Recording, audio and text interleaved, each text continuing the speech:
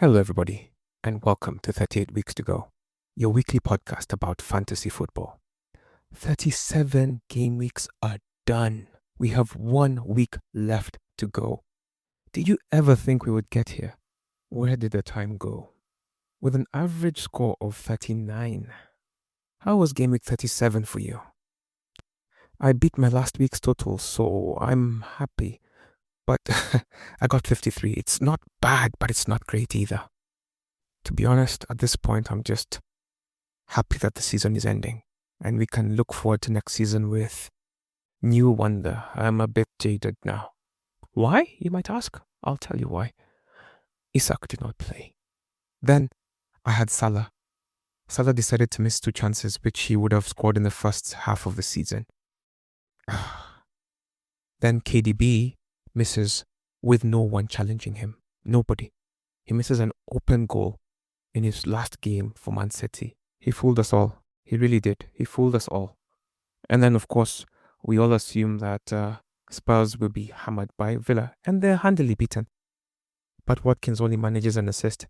To be honest, it is better than 4, but still, not the haul we were expecting. Then for the Mbeumo owners, Mbeumo misses a penalty. Painful. And so, even if he does score, his score is just 10 as captain, just like Watkins. And then, out of nowhere, while we've all decided that Beto is Everton man to have, he scores 2 offside goals. And then what does Ndiaye do? He scores 2 goals. How many of us own Ndiaye? Probably only dead teams. Cunha's already closed for the season. He's already looking forward to his next team. And then we bring in Sarr, and Eze just comes off the bench and outscores him. And for those of you who don't have Eze, you know that pain. And then who the hell is Eze? Why is Eze having more points than Eze?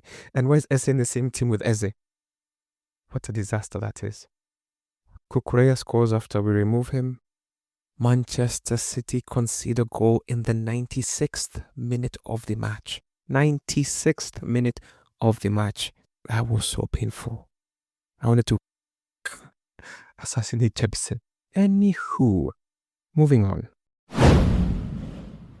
The highest scoring match of the game week was Crystal Palace 4, Wolves 2.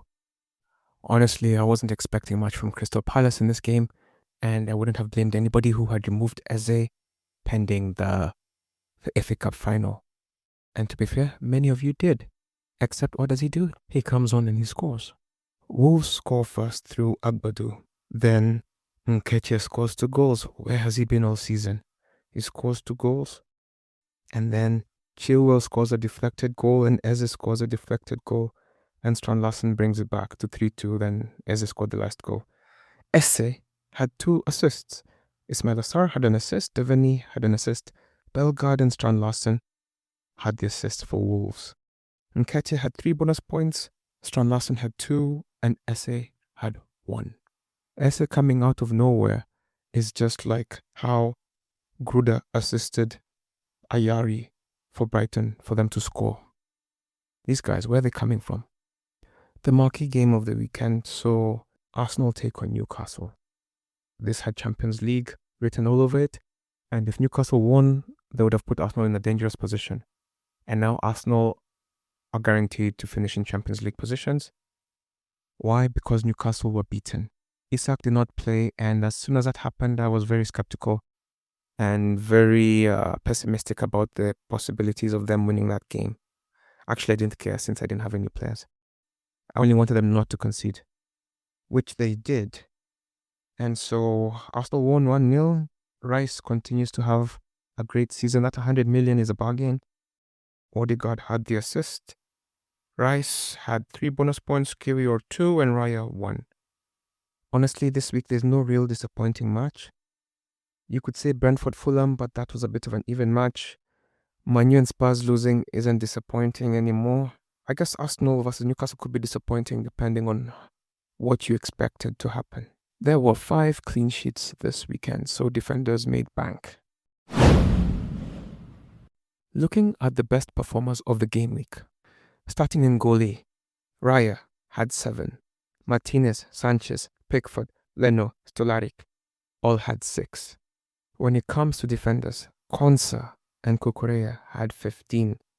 And Aston Villa have kept so many clean sheets, it's so painful. Justin from Leicester had 12. James had 10. Then Tosin and Milenkovic had 8. When it comes to midfield, Elliott had 13. Rice, Bernardo Silva, and Gibbs White had 11. Camara had 10, and those are the top 5 midfielders. When it comes to strikers, Nketiah Ndiaye had 13. Strand Larsen had 11. Wissa had 10. Raul Jimenez had 9. Let's go over some stats from the weekend.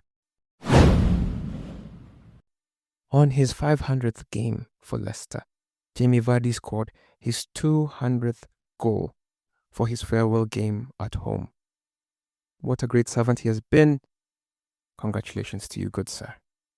Nathan Collins is the only outfield player in the Premier League to have played every minute of this season.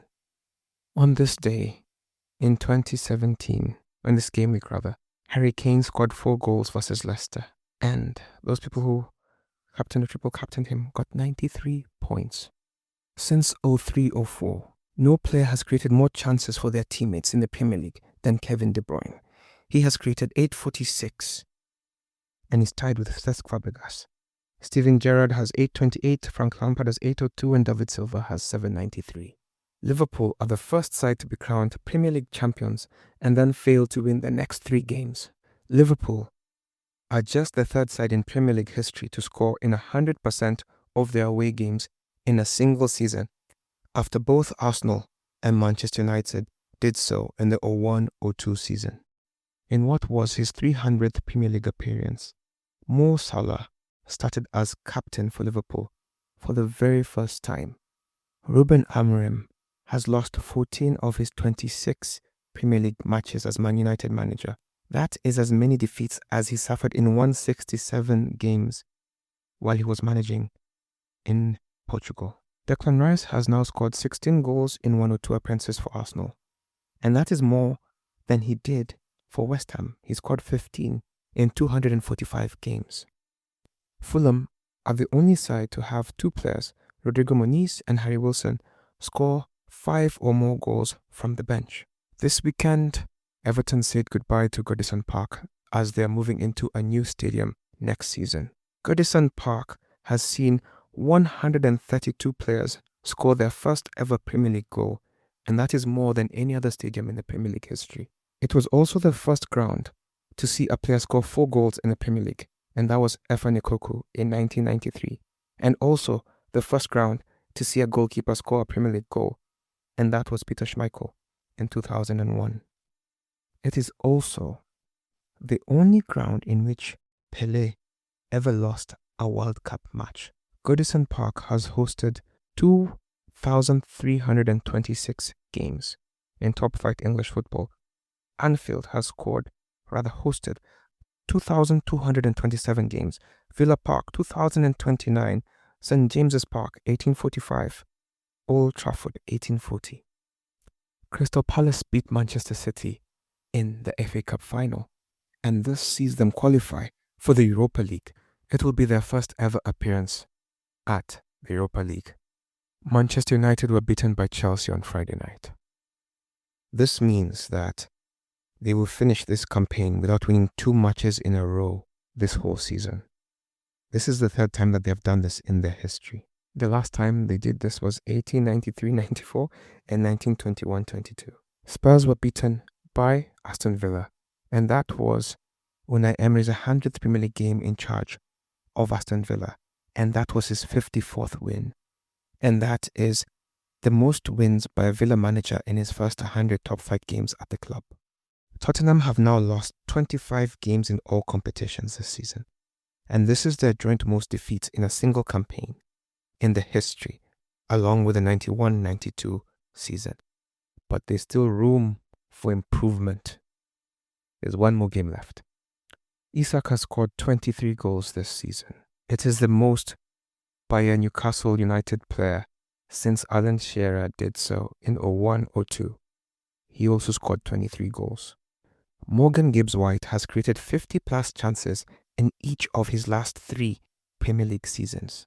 Brian Bumo has been involved in 25 goals in the Premier League this season, 18 goals and 7 assists, the most any Brentford player has managed in a single campaign. Eze has now scored in 6 games in a row. In the top 10,000 players, Watkins was captained by 50% of them, 22% captained Mbomo, and 11% captained Salah. Globally, Salah was the most selected player, most captained, and most vice-captained. The highest points belong to Al Ali, who got 115 points. They used their bench boost. In goal, Henderson had 1, Konsa 15, Cucurella 15, so beautiful, Vardiol 2, Gibbs-White 11, De Bruyne 3, Eze 6, Saka 3, Diaye 13, Watkins captain 10, Marmoush 8, Raya 7, Rogers 6, Young 7, Mikolenko 8. Those are great points. In our group, FC Bigman Bossi, managed by Arnold Midunga, has 81 points. Coincidentally, he also used his bench boost. In goal, he had Pickford 6, Nico Williams 4, Vardiol 2, Branthwaite 6, Bowen 8, Bomo 5, Salah 2, KDB 3, Wissa 10, Vardy 8, Watkins captain 10. And then on the bench, Sells 3, Rogers 6, Sessegnon 1, O'Brien 7. And that's how he got 81. The top 5 highest people in our group: Arnold Midunga 81, Kimel Mutinda 75, The Walker Dead 74, Not Nice FC 72, and Franklin Asiema 71. When it comes to most transfers made this week, Victor Nyabola is number 1 with 6, Peter Checkmate 5, Pio Suching, August Manu, Moses Mushiri, Vibak Naik, Alvin O, 5 transfers made each. When it comes to team value, Legends has added 0.4 to his team value. Overall rank riser, Kimel Mutinda has jumped 463 positions this game week. Well done. In our league, Johnny Watson has risen 11 positions. Highest team value belongs to Bode Blachowicz. 105.8. He's come down from these 106s, but he's still up top. When it comes to streak of red arrows, Abdiaziz Guled, 14 game weeks in a row, he has seen red arrows. That is tough. Malik United still has the lowest team value at 95.9. Michael Miner has dropped 11 positions this game week. Disappointing transfer belongs to Victor Nyabola, who, due to his transfers, has lost 16 points. Most points on the bench belongs to Mike Mbogwa. Mike Mbogwa had Martinez on the bench with 6, Wissa with 10, and Milenkovic with 8. Victor Nel also had 24 points on the bench. Majestic Lewis had 22, Santi Mark had 21, and then rounding up the top 5, we have Sky Creeper, Lilian Chiro, and Panyako Nyerere, 19 points each. Ibrahim Ali, manager of Yaz, has seen their team value drop by 1.3 million. Yikes, that's a lot of bucks. Sir Chivini, manager of Let Him Cook, has dropped 304,000 positions globally. Lowest points this week belongs to Hakimi Khnur, who got 17 points. But I looked at his team and it's inactive. And the bottom teams are a bit inactive. Number 2, 19, which is Edwin Joroge and Ayomide, who are tied for 19 points. Number 4 has 20, who's Richard Madegwa, and PG Ongeri has 21. That rounds up the bottom 5. When it comes to streak of green arrows, legend killer AFC Jairam Pajapati has been on the rise for 9 straight weeks. Well, I hope you can make it 10 next week. Mike's team, managed by Mike Mbogwa, gained an impressive 24 points thanks to their shrewd acquisitions. Well done. There's nothing like closing out the season strong. Dennis Odera had 21, Chris Masika 19, Kimel Mutinda 19, and Madangani Kihoro 15, along with Pablo Hernandez Museve. The team with the most goal scorers belongs to Siege, whose attacking force netted 7 goals across the board. Well done. When it comes to captain choices, Salah was the most popular captain, with 80 people choosing him as captain. Then Bumo follows second, with 32 people choosing him as captain.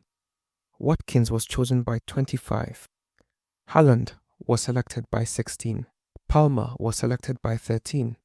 Marmoush was selected by 11. Isak was selected by 11. KDB was selected by 11. It seems like 11 was a magic number this week.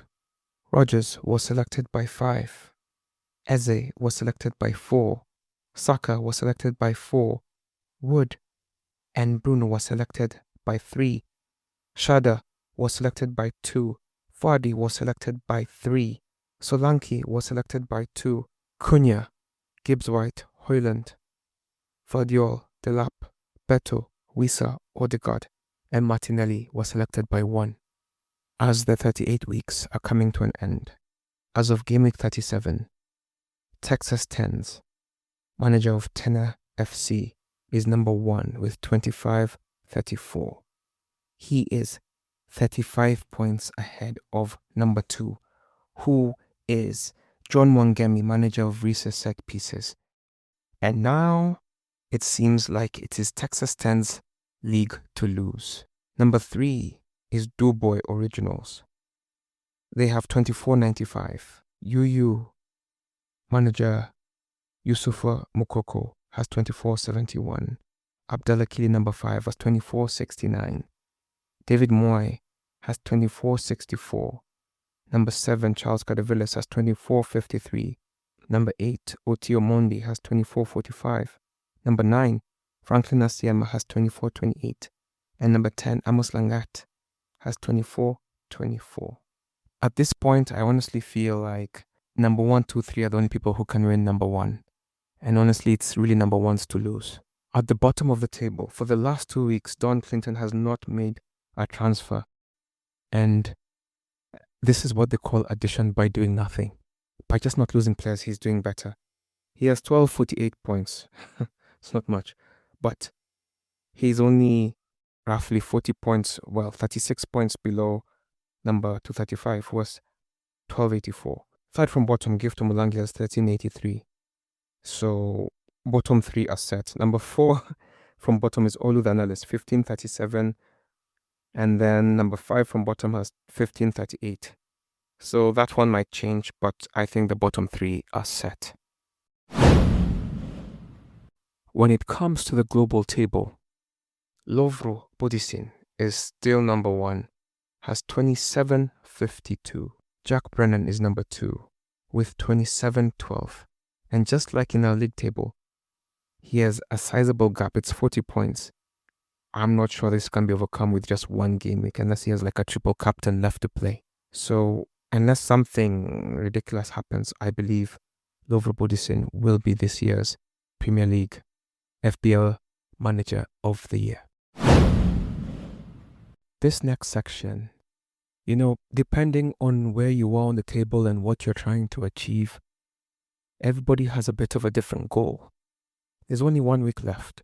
If you have a chip, use it. I mean, you don't gain anything by keeping it. I have a triple captain, which I haven't used, and I'm just going to guess who the best player will be in this game week. So I'm probably going to have to hunt Manchester United or Spurs or Southampton. And for you, you probably have a variation of the same problem. You're trying to make up ground or just to finish better than you would like. Or maybe you're just trying to overtake one person. And so depending on what you're trying to do, you just have to gamble big. The game week will begin on Sunday. All games will be played at the same time and will all end at the same time. Now, a lot of teams will just play random people, and I think many teams have checked out. The relegation has already happened. Champions League and Europe is not yet settled definitively, so those games should still be competitive. So targeting to have Manchester City or Arsenal, Newcastle, Chelsea players will be good. So kicking it off this game week, we'll see Bournemouth take on Leicester. Jamie Vardy has already scored his goal at home, his 200th. He's done. Now, all the hullabaloo is over, and now I think Bournemouth will just beat them. Having said that, the last time they played, Bournemouth were beaten 1-0 to give Leicester one of their wins this season. Buonanotte was the scorer. So, if you believe a similar result is in store and you want to be a differential guy, Buonanotte, Vardy, and James Justin. If you believe in Bournemouth, Kakes, Semenyo, Evan Nielsen.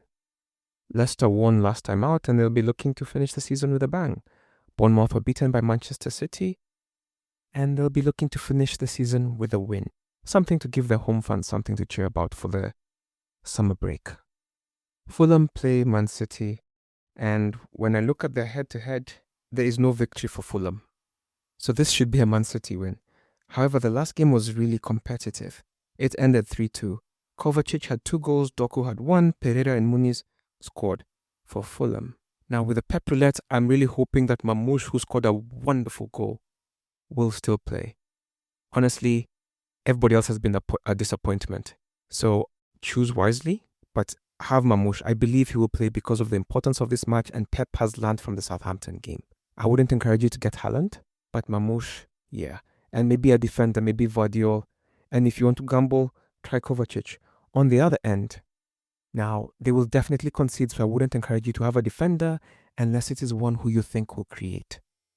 Now, Muniz or Raul Jimenez are your favorites, and then probably it will be your Harry Wilson. Ipswich take on West Ham, and I'm strongly considering captaining Mr. Bowen. I believe in him, and I also just need somebody to score. Ipswich have had a poor run of form of late, and they were beaten last time out. West Ham were also beaten last time out, but I believe Bowen will score even if they're beaten. West Ham beat them 4-1 last time out, and I'm praying to God that it's 4-1 again, and Bowen has 4 goals. If you choose Ipswich players, you know, at this point, you have to choose Delap.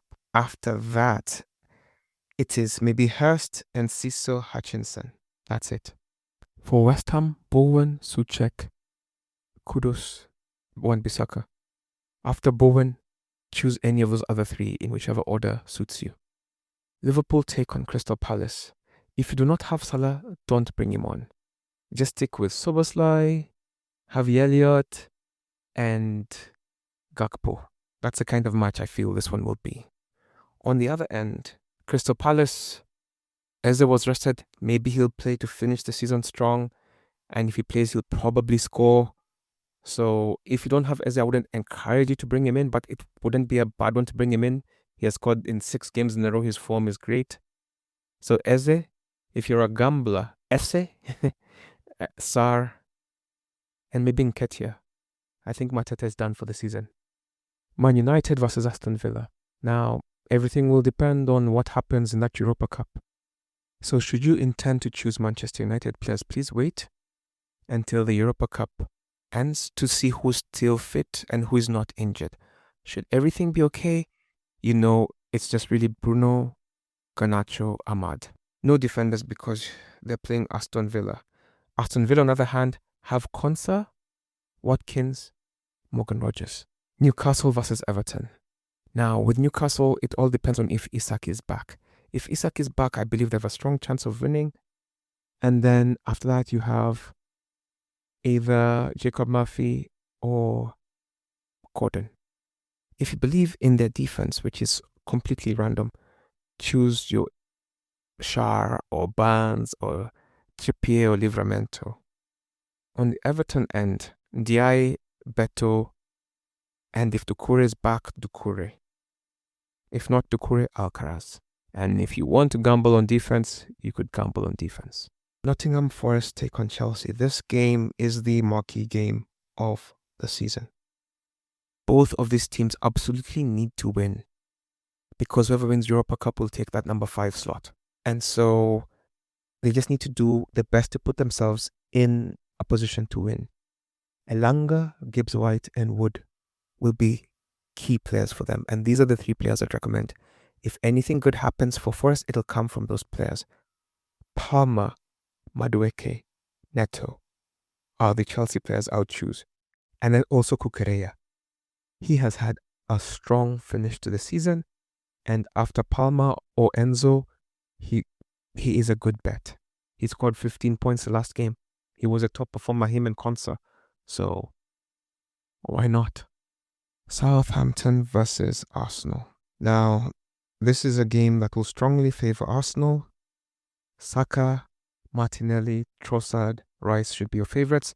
And should you have your defenders, they should be number one in terms of your defense for this game week. I've already mentioned the players going forward. Just know that Saliba and I think Timber are out. So also keep it close to the weekend to just keep up with the news to hear who will be available. I don't know why you choose a Southampton player, so I'm not going to recommend any because there's no point at this point. But just to be consistent, even if I don't want to. Onwachu, Dibling, Sulemana. Spurs take on Brighton. Spurs, just like Manchester United, are playing in the Europa final today because I'm recording this on the Thursday. And wait if you're going to choose any Spurs players because you don't know who will possibly get injured in this game. On the Brighton end, good luck because, like I said earlier, Gruda to Ayari for a goal. What is that? So João Pedro didn't play the last game because he was suspended for getting into an altercation with Van Hecke. So odds are he won't play again. So it will be Welbeck, Minte, Mitoma. Those would be the strongest three to recommend. From Spurs, should everybody be fit, you have Brennan Johnson, Son, and possibly Solanke or Maddison. But don't really go into Spurs unless you see something this week. This Thursday. Wolves take on Brentford. I honestly thought Cunha wanted to go out with a bang, but this last game showed me I think he's checked out. He's done. And so, for me, if you're getting players from Wolves, it is Sarabia, it is Strand Larsen, it is either Bellegarde or Monetsi. For Brentford, it is quite clear by now. Wissam Bomoshad. That's it. And believe it or not, that is the last FPL FDR for the season. Thank you for having stuck with me this long, and thank you for having played this long. Fantasy is a game of commitment and consistency, and if you've made it to this end, well done. Be proud of yourself regardless of the result. Just showing up is a big deal. I salute you. See you on the pitch. Bye.